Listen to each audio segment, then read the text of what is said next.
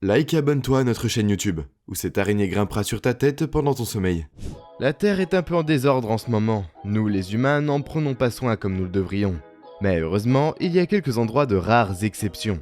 Voici les 10 lieux les plus rares de la planète qui sont extrêmement propres. Numéro 1. Rivière de l'Âne. Je vais commencer cette liste en jetant un coup d'œil sur une rivière, car les rivières sont facilement l'une des choses les plus polluées au monde, à la fois en termes d'interférences humaines et d'animaux. Après tout, les animaux font des choses comme soulever de la boue et créer des zones stagnantes par le biais de leurs déchets, et ils peuvent polluer les eaux d'une manière littérale. Et il y a les déchets humains qui finissent toujours dans ces eaux. C'est là que les problèmes se posent. Mais ce n'est pas le cas avec la rivière de l'Âne en Inde, l'un des endroits les plus rares du monde. C'est extrêmement propre, car comme le montrent de nombreuses photos, c'est l'une des masses d'eau les plus propres. Vous pouvez penser au début, mais pourquoi est-elle verte ? Ce vert, eh bien ce n'est pas du verre, c'est le fond de la rivière, car c'est une véritable masse d'eau transparente. Une image de cette rivière est accompagnée d'une légende, comme étant l'une des rivières les plus propres du monde. Elle se trouve en Inde, à 100 km de Shillong, dans le nord-est de l'Inde. Et ils sont en fait respectés et vénérés pour les nombreuses merveilles naturelles qu'ils possèdent. Et vous pouvez voir les résultats de leur travail. Rien qu'en voyant à quel point la rivière est belle et la pureté de la rivière, imaginez si toutes les rivières du monde étaient comme celle-ci, où l'on peut monter dessus et voir tout ce qu'il y a au fond de l'eau. Numéro 2. Lac bleu. Les lacs sont une autre masse d'eau qui, malheureusement, sont pas toujours à la hauteur quand il s'agit de propreté. Notamment parce que les lacs sont plus autonomes, car ils sont littéralement enclavés, ce qui fait que les humains et les animaux peuvent les polluer de tous les côtés, et faire en sorte que les zones environnantes ne soient pas propres. Surtout si l'on tient compte du fait que les gens adorent visiter les lacs pour faire du bateau, pêcher et se détendre sur le lac bleu, que l'on trouve sur l'île du Sud en Nouvelle-Zélande, plus précisément dans le parc national des lacs de Nelson. Ce lac se distingue par le fait que, tout comme la rivière dont j'ai parlé, il semble être l'une des masses d'eau les plus propres que l'on trouve dans le monde aujourd'hui. On dit qu'il est aussi clair que de l'eau distillée. Et qu'est-ce que cela veut dire ? Cela veut dire qu'on peut voir la clarté de l'eau sur littéralement des centaines de mètres. Comment se fait-il que l'eau soit si claire ? Eh bien la réponse est que ce sont les gens qui vivent autour du lac, les Maoris. Un peuple très religieux qui considère le lac lui-même comme étant sacré. De ce fait, il est interdit de nager ou même de faire du bateau dans le lac. Ils ont une telle vénération pour les eaux du lac qu'à une certaine époque, les anciens utilisaient les eaux pour des rituels de purification, qui permettaient aux esprits des morts de passer. Compte tenu de l'importance de la question, on peut comprendre pourquoi ils travaillent si dur pour le garder pur. Numéro 3, grotte de la Dune du Soleil. Pour utiliser l'expression intouchée par l'homme, il faut aller très loin dans ce que cela implique. Car ce n'est pas simplement qu'aucun homme n'y a vécu, car nous connaissons tous des régions, des forêts tropicales et autres qui n'ont pas été habitées, mais qui ne le sont pas, qui ont été touchées par l'homme d'une autre manière. La grotte de Son Doong au Vietnam est l'un des endroits les plus propres de la planète. Il y a des années, un Vietnamien cherchait à s'abriter dans une tempête, et a trouvé une petite grotte qu'il a traversée, et ce faisant, il est tombé sur ce qui allait devenir le plus grand réseau de grottes sur Terre que l'on connaisse.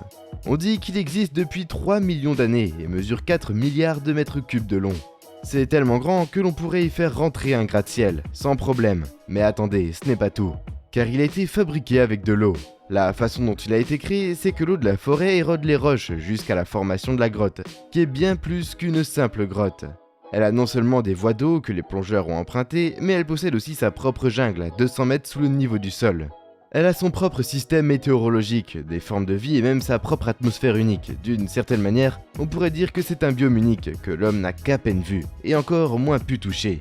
Et si les scientifiques et les chercheurs ont leur mot à dire, ils ne laisseront pas les gens s'approcher de la grotte, à cause de tout ce qu'ils peuvent apprendre d'elle. Numéro 4, l'air de l'océan austral. Respirez profondément pour vous-même. Maintenant, allez-y. Je vous promets que ça ne sera pas mauvais, mais c'est très probable. Est-ce que vous sentez ? La respiration est quelque chose que nous faisons inconsciemment, et nous avons besoin de respirer pour survivre. Mais selon l'endroit où vous vivez, vous pouvez être pleinement conscient que l'air n'est pas si pur que cela. Car dans des endroits comme les grandes villes et les grandes zones métropolitaines, respirer peut être quelque peu dangereux pour votre santé, en raison de tous les contaminants qui sont introduits dans l'atmosphère par le biais d'éléments, tels que les entreprises, les voitures, etc. Une équipe de chercheurs s'est donnée pour mission de trouver l'endroit où l'air est le plus pur dans le monde. Et ils se sont rendus dans un endroit où l'humanité n'a pratiquement jamais été, l'océan austral près de l'Antarctique. Les chercheurs ont découvert que l'erreur de la couche qui alimente les nuages inférieurs au-dessus de l'océan austral était en fait des particules d'aérosol, produites par l'activité humaine, notamment la combustion de la plantation de certaines cultures, la production d'engrais et l'évacuation des eaux usées ou transportées depuis d'autres pays du monde entier. Et c'est logique si on y réfléchit, l'océan austral n'est pas un endroit que l'on fréquente régulièrement, et l'Antarctique n'est même pas habité par des hommes à grande échelle. Il n'y a que quelques postes de recherche qui ne consomment pas, ils sont loin de brûler les combustibles nécessaires pour nuire à l'atmosphère. De plus, même si des croisières ont lieu dans cette région pour ceux qui l'aventurent, ce n'est pas quelque chose qui a lieu tous les jours, bien sûr. Le problème, c'est que cela signifie que les seuls endroits où les contaminants humains sont, c'est un endroit où l'homme n'est pas du tout présent, ce qui en soi est assez inquiétant. Numéro 5, Singapour. Il y a beaucoup de choses que l'on peut dire à propos de Singapour, y compris le fait qu'il s'agit d'un lieu culturel majeur en Asie, que beaucoup de gens adorent visiter. Mais si vous plongez plus profondément dans la ville, vous réaliserez qu'elle est conçue et entretenue pour être l'une des villes les plus propres et les plus sûres du monde. Ce qui n'est pas quelque chose que l'on a l'habitude de dire à propos de n'importe quelle ville. En fait, une enquête en 2021 a désigné Singapour comme la ville la plus propre et la plus verte de la planète. Un très grand honneur en effet. Et contrairement au numéro précédent, à Singapour, il y a en fait près de 6 millions de personnes qui vivent dans les limites de la ville. On pourrait donc penser qu'entre ces millions de personnes, les entreprises, le tourisme, etc., la ville serait très sale. Mais vous auriez tort, elle est en fait très propre. Les gens le savent et savent comment l'entretenir. Alors, comment font-ils pour s'assurer que le taux de criminalité et le taux de saleté restent bas ? Ils imposent une série d'amendes à ceux qui ne respectent pas leurs lois, ce qui, à première vue, peut sembler élémentaire.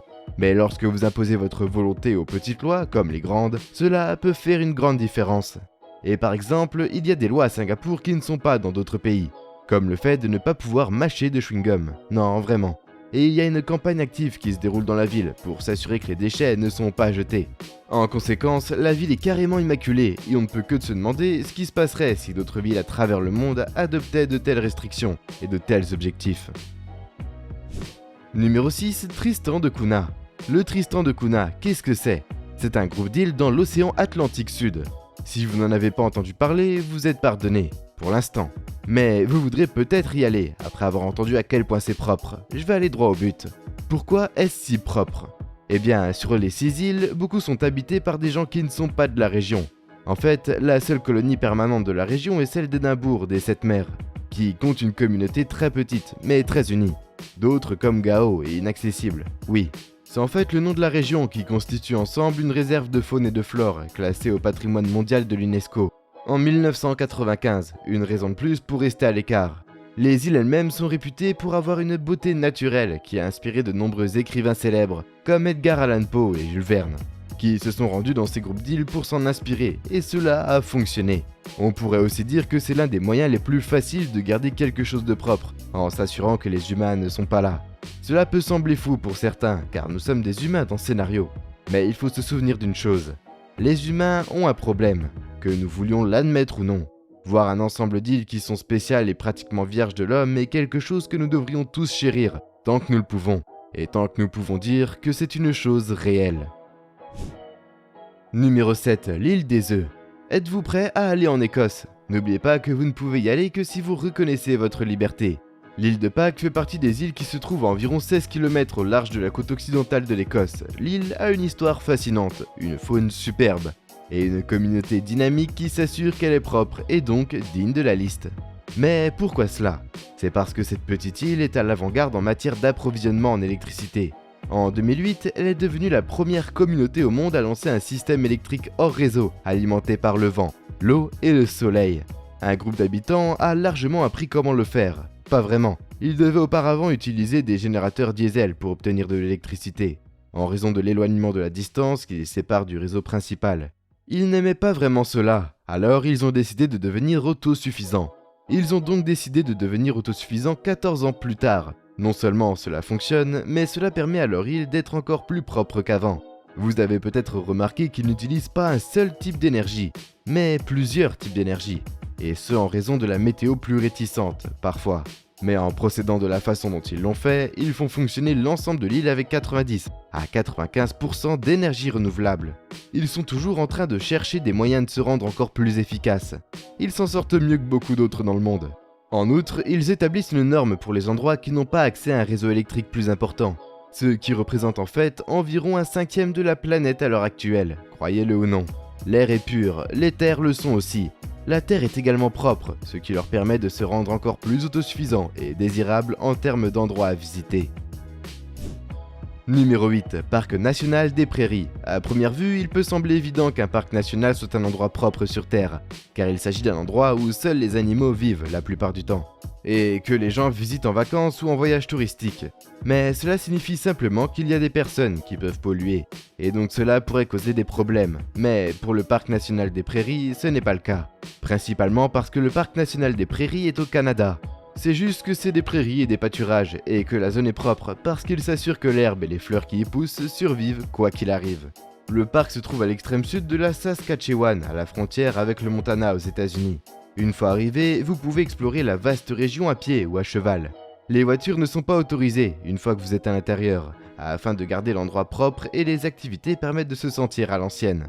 Vous pouvez faire un pique-nique et un tipi, chercher des fossiles ou si vous voulez quelque chose de plus moderne, il y a le geocaching qui vous mènera à une chasse au trésor dans tout le parc, ainsi que des randonnées guidées et des promenades à cheval, des dizaines d'herbes, de plantes et d'animaux uniques. Et grâce à la propreté du parc, on peut tout voir sans problème. Numéro 9. Péninsule du Kamchatka. Si l'on y réfléchit bien, la Russie est l'un des endroits au monde où la propreté de certains sites naturels n'est pas seulement attendue. Elle est en fait exigée, car le terrain de ce vaste pays est l'une des nations massives et l'un des plus inhospitaliers au monde, pour beaucoup. Et par conséquent, pour y vivre, il faut du courage et de l'audace. Vivre là-bas demande du courage et du matériel, de l'équipement de survie adéquat qui, j'en suis sûr, comprend une bouteille de vodka. Un exemple, la péninsule du Kamchatka. Rien qu'en termes de climat, c'est un endroit où l'on ne veut pas aller. Les hivers sont très rudes et les étés peuvent être très frais. Mais ils sont aussi très humides, les animaux et les plantes survivent ici, mais c'est surtout parce qu'ils se sont adaptés pour savoir quoi faire dans ces conditions. Il y a quelques personnes qui y vivent, mais il s'agit principalement des ranchers qui élèvent du bétail. Et même dans ce cas, ils sont peu nombreux, et l'espace où ils se trouvent est limité. Oh, et si ce n'est pas assez pour que vous compreniez pourquoi l'endroit n'est pas habité par les humains, il y a une série de volcans dans la région. 127 pour être exact, et 22 d'entre eux sont encore actifs. Alors oui, je ne vais pas en vacances là-bas de sitôt. Et vous ne devriez pas non plus. Ce qui est tout aussi grave dans cette équation, c'est qu'il y a un vaste marécage dans la région, qui est pratiquement inhabitable pour les humains. On pourrait donc dire que cet endroit a été construit par la nature pour s'assurer que la nature elle-même ne soit pas perturbée. Et ils ont fait du bon travail à cet égard. Numéro 10. Point Nemo. Le point Nemo est facilement l'un des endroits les plus intéressants au monde aujourd'hui. Mais pourquoi? Le point d'inaccessibilité. Qu'est-ce que cela signifie? Prenons une carte du monde, la version plate où l'on peut voir tout en même temps. Surtout les océans, il suffit de choisir un point au hasard, n'importe où dans les océans, et de le placer sur la carte. Peu importe où vous avez atterri sur la carte, il y aura toujours une terre à proximité, même si vous ne pouvez pas la voir. Une île, un pays ou même un continent, peu importe. Cela n'a pas d'importance, le fait est qu'à peu près n'importe où dans l'océan, on est à une certaine distance de la Terre. Mais lorsqu'il s'agit du point Nemo, c'est l'exception à la règle, si l'on peut dire. Principalement parce qu'il s'agit d'un point de l'océan qui est entouré par l'océan sur environ 600 km dans toutes les directions. C'est donc le milieu de nulle part en termes d'océan. Les masses continentales les plus proches de ce point sont les suivantes. Il y a les îles Pitcairn au nord, des îles Easter au nord-est et une île au large de l'Antarctique. Mais là encore, il faut 1 millier de kilomètres pour y arriver, c'est donc un voyage long et ardu. Et c'est pour cette raison que le Nemo est propre en termes d'eau et d'air, car se rendre à cet endroit serait une épreuve et donc très difficile de polluer. Ce qui ne veut pas dire que la vie ne trouvera pas un jour un moyen de le faire, mais pour l'instant, nous pouvons tous apprécier ce point d'inaccessibilité. Et nous voilà déjà à la fin de la vidéo. En s'abonnant à Slashcoon, tu deviens automatiquement un ninja. J'espère que la vidéo t'a plu et on se dit à la prochaine pour une toute nouvelle vidéo.